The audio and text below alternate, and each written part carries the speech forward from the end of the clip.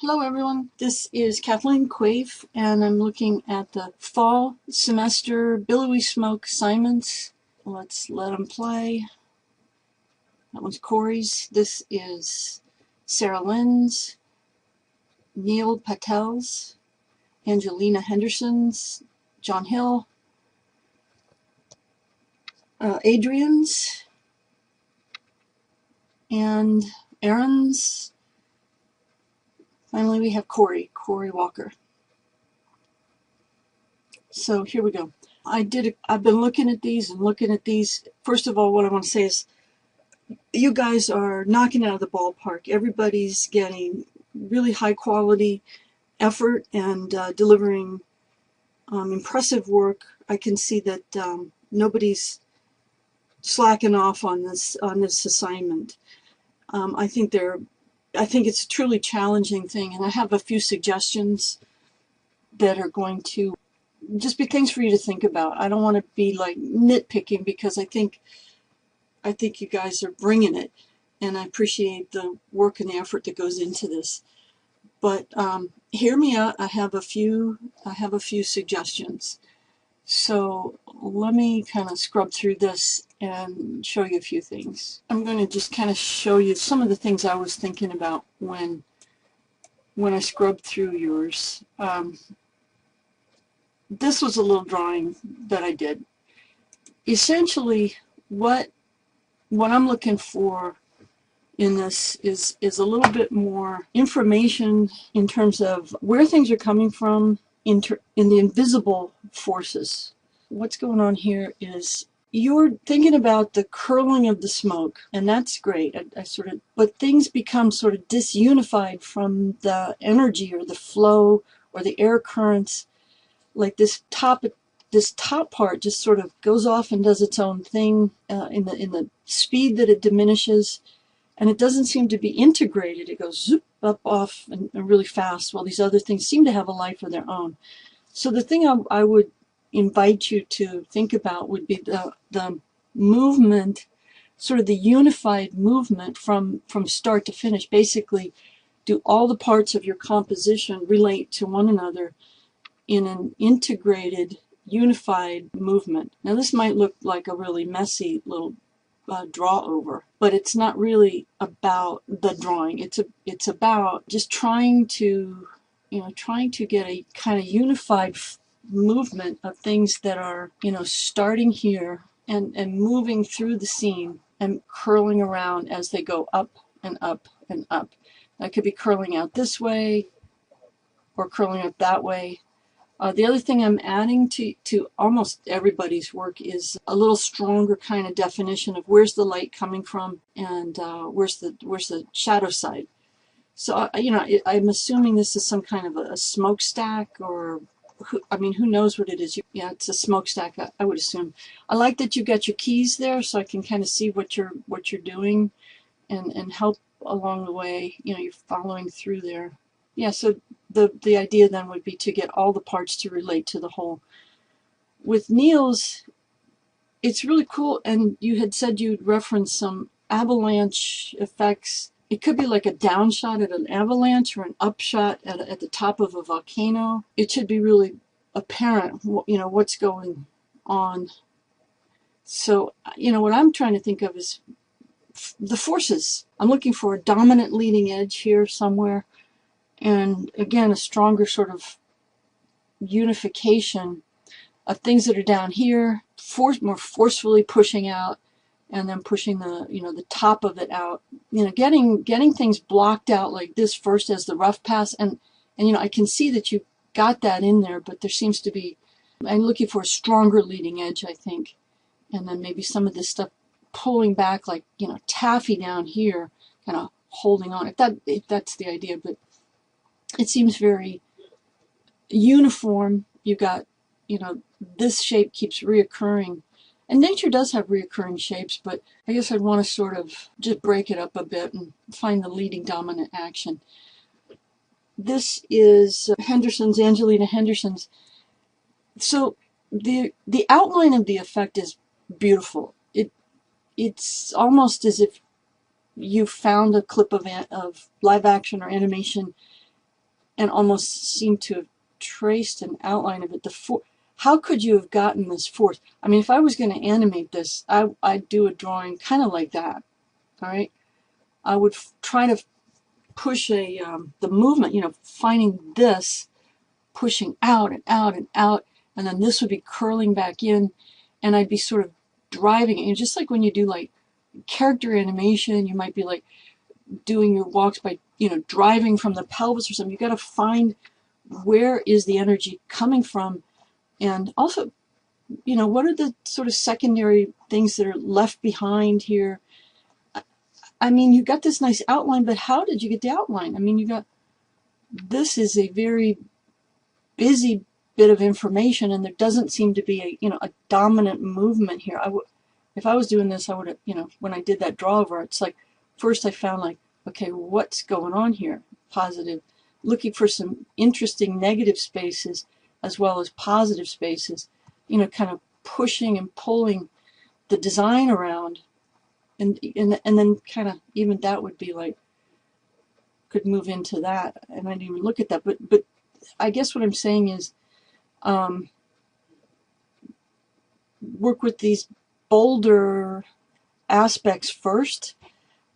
People seem to want to do these tight cleanup drawings, and you know, that comes later. I mean, you could work traditionally, which is what we're doing in this class. I'm doing some, you know, digital draw over, but see, then I go in with the eraser and I go back and forth, and you know, I wouldn't do the cleanup until last, very last, after I get the animation working. So essentially your animation is working, but how in the world could anybody track all of those tiny little parts inside there? I don't know. I would get the dominant action going first. Here's John Hills, and you got this you know, this lovely twisting effect in here. Here's John Hills, and you get this lovely twisting effect. I'm kind of slowly going through it. It's a beautiful action. You're very adroit at really tracking all the movements of the forms. I like the overlapping of form. You totally got that. I mean, some of this seems stuck on, as I would have. What I would have done with two things is, one is all effects that people pay for, unless you're doing a documentary film on nature, documentary film on physics, all of the effects that we do are about the story. That is absolute. And if you've been reading along with the module text, I've said that over and over again. We're designing in order to help tell the story dramatically, emotionally, artistically, conceptually. The effects are there to support the story. Story is going to be character driven. Even if you have a movie called Volcano, people are going to go to the theater because they care about the people who are being menaced by the volcano, and how do they survive. They might be scared of the volcano's force, but they don't really care about the volcano. So yeah, it's right to have characters in your scene. Now, if you want this character to engage, what you want to do is create, you know, positive and negative spaces with the effect compositionally, you know, to get the character into there. So, you know, some of the things you might want to do would be, you know, to create basically a compositional positive and negative space in here that's drawing your attention here. So I kind of chopped out some of the line work that you did here that was kind of making it a little bit too, I don't know, it's pointing down into that kettle and not really into the character. So I guess the other thing I did with yours, John, is to add this element here of shadow. I like, one of the things you did in yours was you've got a sense that we're underneath this part up here and that we're above this. So you really did, I could see you got the grid in there, and so you're thinking about the perspective of the scene, which is excellent, and I think it pays off. So, you know, with that said, it's a beautiful twisting, it's a complex helix of things. I think it could be streamlined a little bit and also designed more to have the impact that you desire, actually that everybody desires. Everybody wants effects. The directors are going to say, yes, that pluses my story, not like, oh wow, your effects are so like cool, it steals the scene. No director wants, and then the actors especially, don't want the effects to be scene stealers, unless it's that money shot where they've gone and, you know, spent hundreds of thousands of dollars on some crazy, ridiculous effects. All right, so moving right along. This is Adrian's, and what one of the comments that one of your peers said, and just take it, don't, you can't hardly deny that this has a bit of a marshmallow look to it. I think the forms are, you're working with that overlapping idea, which is great. I'm going to say, here's my draw over, and I want you to just see what I'm thinking about here. I'm thinking about the fact that it's coming out of something. You know, what's it coming out of? Can we get a little bit of a beginning of this? Like there's actually a force pushing up all the way up to here, turning things around. You see, there's a little different energy into this. And again, I'm not trying to do the finished piece here. I'm trying to get the animation started. But so this is kind of what we need to be doing in that R&D, research and development section, really designing the elements. So think about kind of a unifying energy that moves through this. And also I found that yours was it's kind of very straight here, just like several of the others. There, you know, there's not a lot of sort of breaking out or, you know, use of the, you know, positive and negative kind of getting an interesting silhouette. You know, I was thinking one of the words I've learned to spell correctly most of the time is silhouette. You know, it's starting to look a little bit like Mickey Mouse. I'm sure everybody kind of picked up on that. Positive and negative spaces are going to be your friend. Adrian, I think I'm going to pull this out here. Aaron's, and you know, I tried to get some information from you. It's like, what is this? What we're using as reference. The reference that you used had a lot of value and tone, pushing things in and out, and it was like a fog almost pushing over a scene, a rolling magical effect, and it was big. It was going over a landscape. The other thing that was in your reference was there was a rim light on this, and this area here was mostly dark, and so you had this crisp leading edge on it. And so those things didn't get in here. I have a little draw over, nothing too fancy, but if I was going to go in and do something, I did a draw. It was just basically to kind of give you some depth in there by using tone and value. So that would be pretty much what I'm saying to almost everybody. And this was something I talked about a lot in the discussion board, that how much that would add to a scene.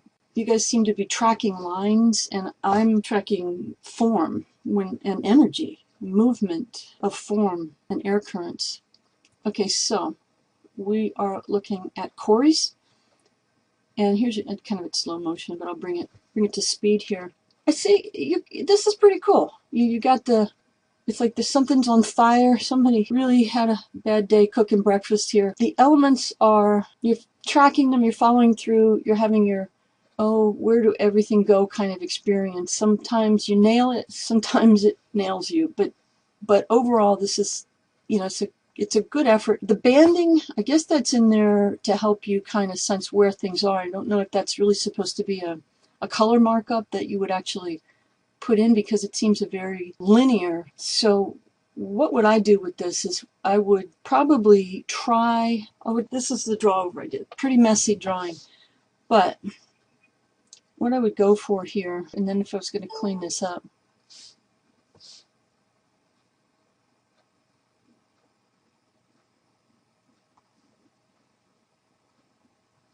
I try to get this, you know, as we talked about the positive and negative space, what I'm going for here is that there's fire coming out of this area here. And so I'm trying to push this away and create a dark side so that so that we could actually put a sort of fiery color into these areas in here. It'd be like so cool if this was like hot orange and your dark side of the smoke was, you know, was a deep color of some kind, of deep, even this color that I'm working with, a deep purplish, you know, to really contrast that there's fire in this because it was a smoke coming from a apartment fire of some kind. So that would be, I guess my suggestion then would be, you know, to think about a light source in here, which would be kind of coming down here, and then let these things have this an interesting positive and negative. You know, all of this stuff just comes with time, with practice, and I think you guys are all really doing amazing work, and I'm enjoying very much, you know, seeing the great work that's coming out of the class, and I'm impressed with your diligence and your also your great consideration and care for each other. It's a great class, and I'm proud to know all of you. See, but this is how I work. I just kind of like thinking about it. Also, the other thing I'm putting in here is a little contrast. If this is going up, curling down this way, you know, you want to have something maybe in contrast to that happening down here. If these are large masses, you know, maybe have some smaller things kind of curling off here, like, ah, and then the fireman comes up and it's like, I'll save you.